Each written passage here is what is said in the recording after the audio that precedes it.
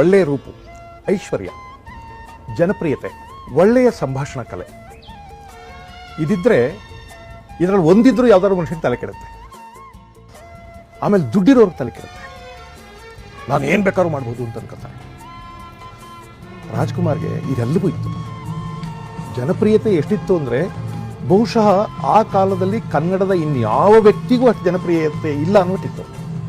ಈ ಎಲ್ಲ ನಟರಿಗೆ, ಸ್ಟಾರ್ಗಳಿಗೆ, ಕಲಾವಿದರಿಗೆ, ರಾಜಕಾರಣಿಗಳಿಗೆ, ಶ್ರೀಮಂತರಿಗೆ ಅವರ ಜನಪ್ರಿಯತೆನ ಹ್ಯಾಂಡಲ್ ಮಾಡೋದು ಭಾಳ ಕಷ್ಟ. ನನಗನ್ಸೋದು ರಾಜ್ಕುಮಾರ್ ಒಬ್ಬರೇ ಅಪ್ಪ ಕನ್ನಡದ ನೆಲದಲ್ಲಿ ಆ ಜನಪ್ರಿಯತೆಯನ್ನು ಹ್ಯಾಂಡಲ್ ಮಾಡೋದು, ಪಾಪ್ಯುಲಾರಿಟಿಯನ್ನು ಹ್ಯಾಂಡಲ್ ಮಾಡೋದು.